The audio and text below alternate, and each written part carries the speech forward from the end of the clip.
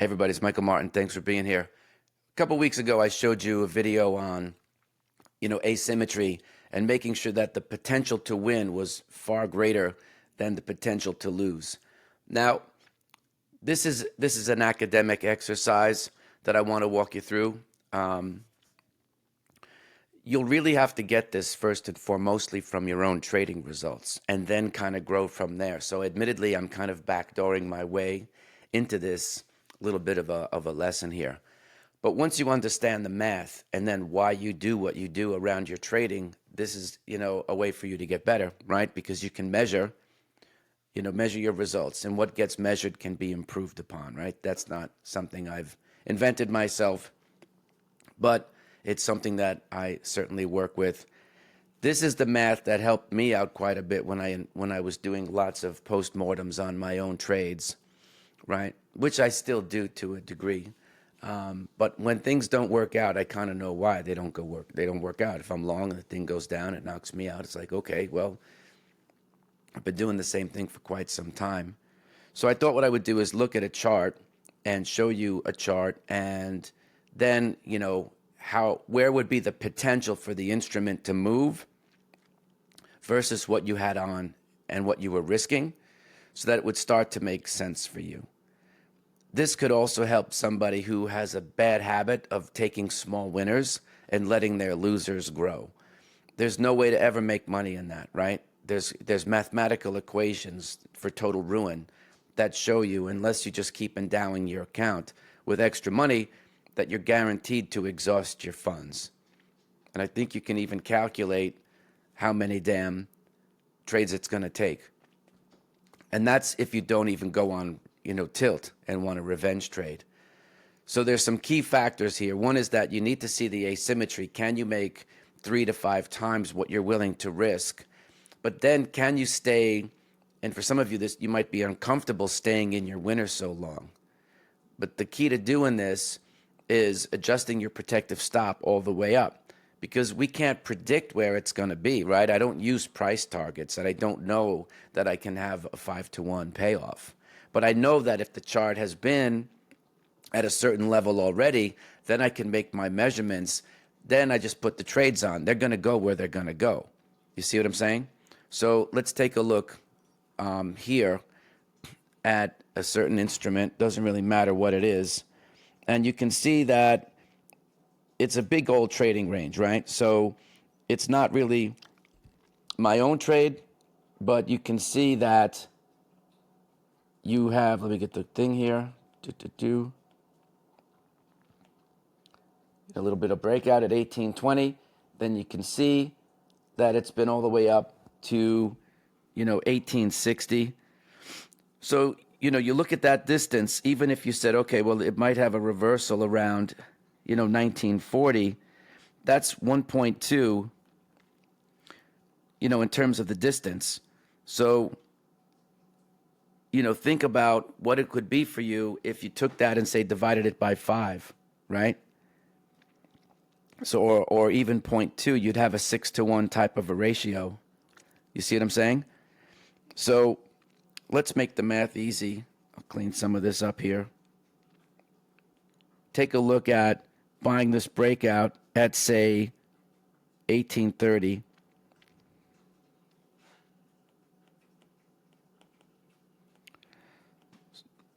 Sorry, the stylus is difficult to draw with, but you get the picture. And say we're going to run it up to, and it stalls even, to somewhere like here. Would it be 1930? That's 1 full point.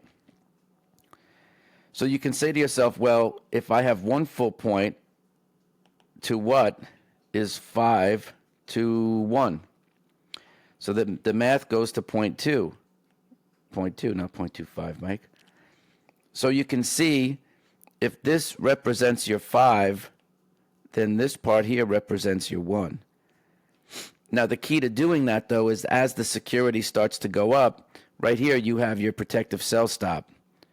Now, as it goes up 20, you can adjust your stop up to break even. If it goes up another 20, you can raise it up here and keep stepping it all the way up, depending on, what the chart ends up doing, If it starts going all the way up here, who knows what pattern it's going to look like.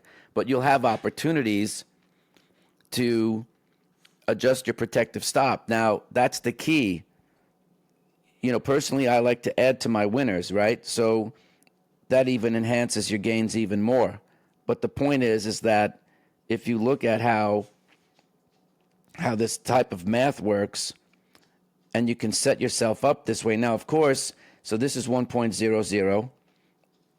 Excuse me. 1930 would be not a target, but a spot where you can see. Like, you can see that the thing has already been here. That's a data point that you can observe. You see? That's not folklore. You're not saying, well, I wish it could go there, this, that. It's already been there.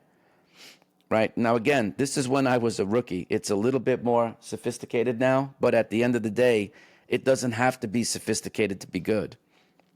So, that's where I'm getting at in terms of the measurements. I can already observe that the thing's been at almost 20. So the key is like, okay, if it's at 18, if I get the breakout and put a buy stop in above the market at 1830, I know that it can trade to 1930 or more. And that represents 1 full point. So then the question is, okay, if that's 5, then what's the 1? Even if you risk 0.25, you'd still have a 4 to 1. Right? Say you set your stop at 0.25 below your entry. Right? You could say, okay, I'm stopping at 18.05. That's my protective sell stop. Some people like to say stop loss. That drives me nuts because I don't want to put any emphasis on losing. But you can do what you want. Now, to me, it's like if you fill up your portfolio like with these types of trades, we can look at expected value. So that would be the winning percent multiplied by, your average win.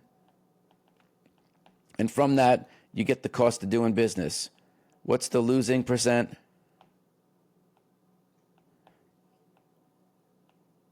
What's your average loss? So if you looked at your winning percent and you had 40% win rate and you were making, $5,000, you were losing 60% of the time and you were risking 1,000. Using the numbers from before, you can see how this is going to work out. It's going to be quite handsome. You handsome devil. Right? So 40% of 5K is 2,000 and 60% of 1,000 is $600. So the expected value of a 5-to-1 payoff will be 1,400. Now the key is to find the asymmetry between here and here. Only time will tell when you're doing the actual trades, right? Because these all have to add up to 100%. And then the asymmetry starts here, boom to boom, 5-to-1. And you get to choose the 5K. It doesn't mean it's a price target, and it doesn't mean anything, but again, victorious warriors first win and then seek battle. You have to begin with the end in mind, right? Because here's what happens, and I'm not even going to write it on the same page because the math is so bad. You're like, okay, here's the expected value of a losing trader. I'm going to win 30% of the time, and I'm going to automatically offset my winners at 2-to-1. So I'm going to lose 70% of the time, which is not so bad. But the thing is that I pull my flowers and I let my weeds bloom because I can't emotionally take the loss. I can't take the fact that I'm wrong. I want the thing to come back. I could probably get back at break even, but I'm going to let my losers go to 3. Now you could do the math in your head. This is going to be 0.6. This is going to be 2.1. Whenever on God's green earth can that be a positive number? And this is the majority of people, and this is exactly why they fail.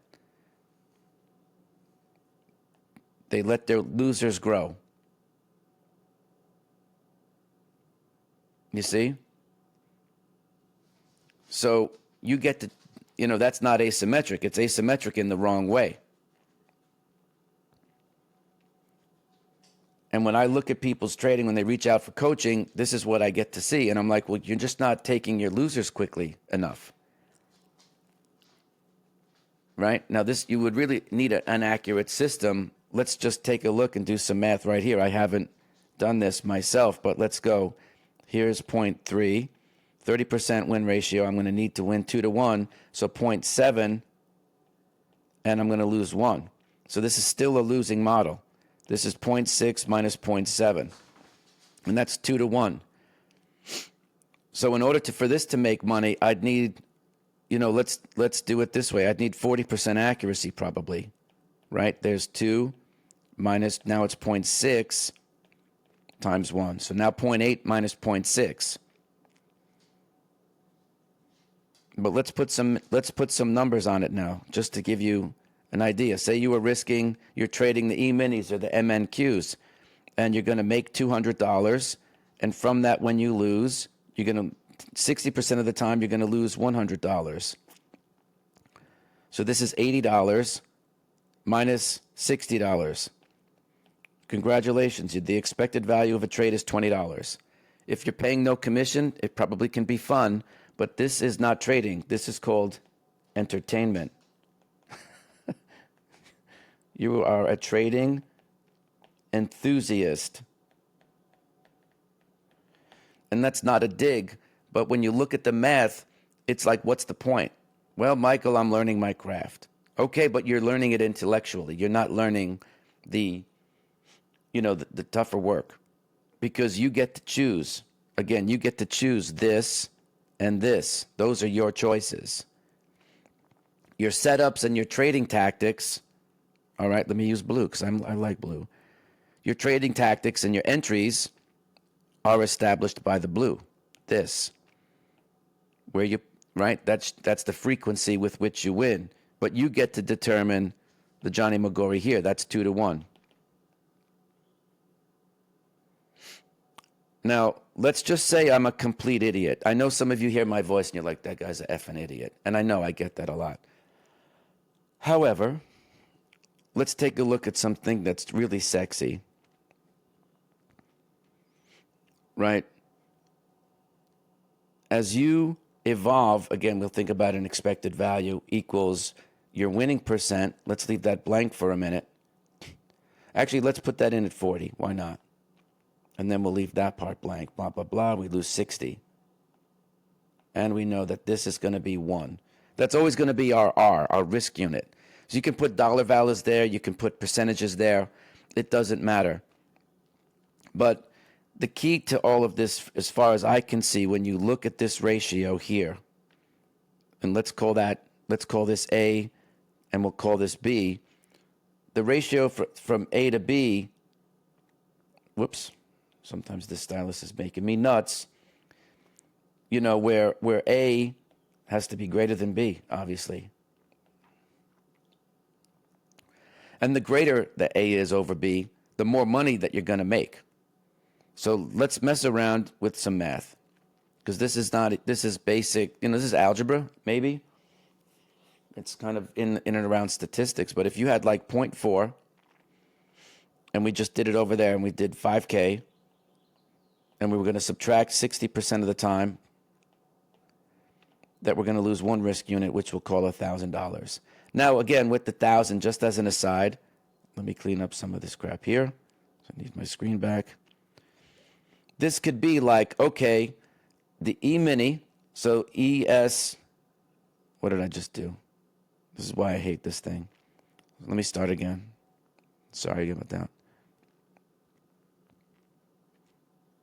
So you have 40% times 5K minus 60% minus 1K. Now here, you might say, well, this is the ESM 25 at $50 a point. And that's 1,000. So we'll go 1,000 over, so it means 20 points. So my stop, wherever my entry is, has got to be 20. 20 points below my entry. then I need to see 100 points to the upside. It has to be 5 to 1. And that's how you get this little Johnny Magori here. Now, say you go into a losing streak. The market's tough. You know, who knows what the hell's going to come out of the mouth of the 47th president. But we'll go down.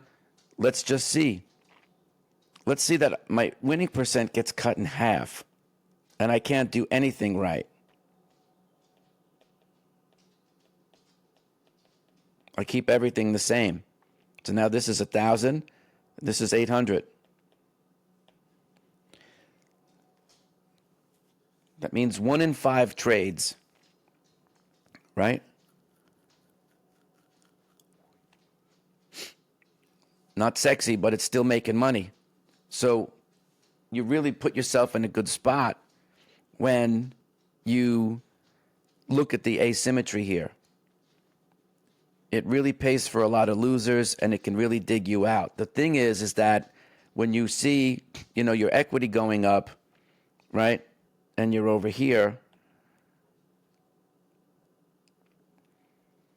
like, and you start to get this breakout here, you know, you might see your account like up, $1,200. And then here you're up, $1,500. And you're like, man, that looks juicy. That's a juicy gain. Now I'm up to 18. And you have this hair trigger response. Sorry, guys. No one likes a hair trigger response. You know, is the pain of winning so great that you have to offset the winner to be validated when the math, it's certainly favorable to a degree, but again, you have all this other area to go. And unless your protective stop gets hit, you're actually leaving money on the table just so that you can feel good. So you have to train yourself to say, I need to deal with bigger numbers. I'm worth it. I get to deal with bigger numbers now. And I've made that decision in my body. You see? Because even back here, if you look at the asymmetry, this is 5 to 1.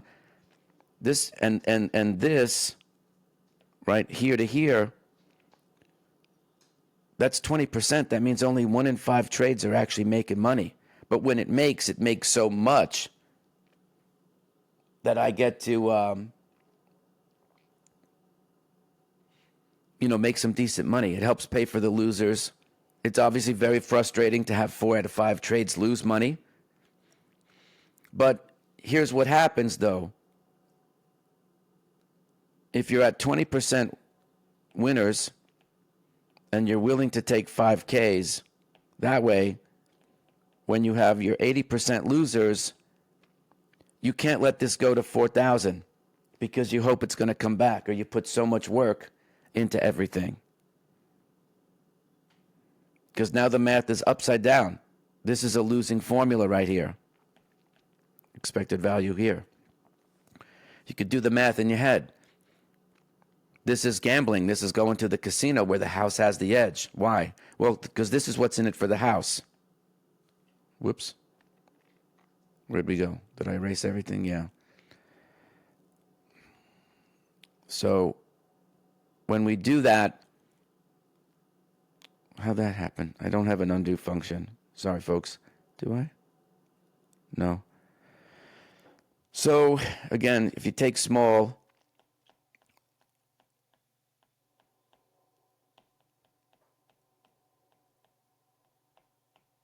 right, this is what we had. This is $1,000 on average, and this is $3,200. That'll never make money. So if you don't honor your protective stops, or you're reluctant to take your losers out very, very quickly, you can see this is a representation of your behavior. So you can work backwards now and say, I can see the wisdom in this. I need to see 3 to 1, right? Because if we did the math, and let's say that we kept this at 1,000, and we had 3 to 1, you'd have 20% and 3K. Oh, I don't know why that does that. This stupid stylus has a clickable function that I thought I deleted. Obviously, it didn't. But if we go back to the original strategy, and let's say that we change the asymmetry a little bit, and then we'll just look at the numbers. So this is about 1,200. This is 600. Okay? So the expected value here is $200 on the top. 80% of 1,000 is 1,000 minus 800 is 200. When you go 3 to 1, right, you change everything, even with this. So that becomes 600. So just get comfortable looking at the numbers. Now, it might not work if you do it with this. Let's take a look.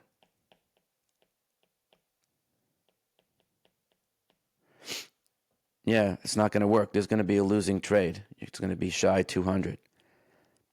But that's where the asymmetry can help you if you have a low win percent rate, is look for bigger gains and make sure you honor your protective stops. Right? So let's take a look at, let me clean this up and I'll do one more, then I'm going to have to go. Let's do a little comparison here, just to give you an idea of how fun math can be. So let's say we're going to assume still that we have 40% win, and when we win, we're going to take out 5K. And the 60% of the time that we lose, we're going to lose one risk unit of 1,000, right? And this was what, 1,400? So it's 2K minus 600. So that's $1,400. So let's just work down. If you did the same thing here, there's 1,000 here. Now you're looking at 1,600. So that's $1,000. If we go 3K, all right, we'll do that. Minus 0.6 times 1,000 this way.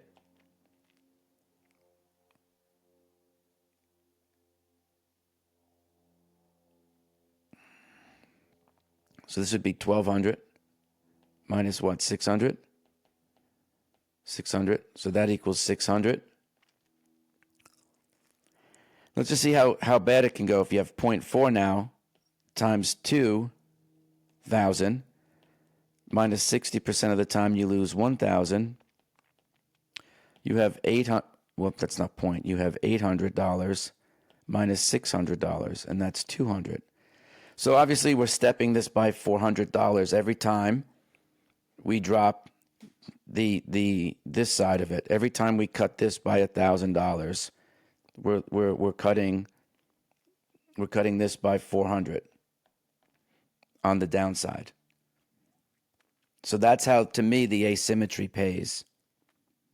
Now you can go on your own and do the homework and then say, okay, well, what would happen if I looked at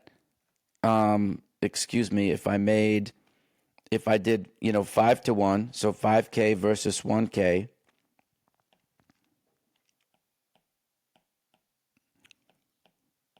And then I changed this percentage here. And this obviously has to be the complement. So look at the percentages. Look at A in a range of, say, 20 to 40% accuracy. And see what the effect is when you have such monstrous, asymmetry. It's not like you can't lose, but man, you skew the success towards your succeeding by a great level. I don't know, we'll have to look at the actual numbers to see what happens to the odds. But at the end of the day, by looking at the math, you can kind of see what does all your behavior add up to.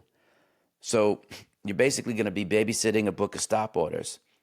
Now, some of you might not feel comfortable taking risk home at night. I get it. But, you need to know what you're doing it for. What is your worth? And I'm not saying what's your hourly worth or this and that. You need to know, what's the whole purpose of you doing this? Why are you doing what you do? A lot of times people trade the way they trade because they want to feel comfortable. The minute they see a winner, they got to take it. They got to lock it in. And that, the old saying is you never go broke taking profits is not really true. It's because if you let your losers grow without offsetting, without offsetting them fast enough, you could actually be a loser because you're exhibiting losing behavior, right? So adjust your stops, stay in the winners for as long as you can. You'll be very, very surprised. If you've already got this down, the next step would be, where would be a likely place for you to add your winners, right? Add to your winners and add more risk, and then adjust your protective stops accordingly now to take into account that you have more than one risk unit. But that's how you really amplify, your gains. Because at the end of the day, like when we get to like the holiday season, Thanksgiving, December, and everyone starts to do their postmortems, you're going to see that there might have been like 3 or 4 moves all year that really made your whole year. You don't have to find 25 different winning trades. Sometimes certain things, whether it's Tesla or Bitcoin or MSTR, like, to me, it doesn't really matter. You have to be promiscuous. But if you can catch a bigger move and you can take gigantic chunks out of those things and add to your winners, you might find that there were 2 or 3 names that really made up all of your gains for the year. You just have to be, like I said, promiscuous in how you think and not get locked into trying to trade one instrument, because to me, that's when you start to force things, right? So I think I beat a dying horse to death here with this, but this math is what you can use to evaluate your own behavior and see, like, man, I'm putting in all this work. No wonder why I'm not making any money. I'm letting my losers grow and I'm taking my winners too quickly for the frequency with which that I win. So thanks very much for being here. Make sure you click like and subscribe, and you can get the free copy of the audiobook of The Inner Voice of Trading in the description. See you next time.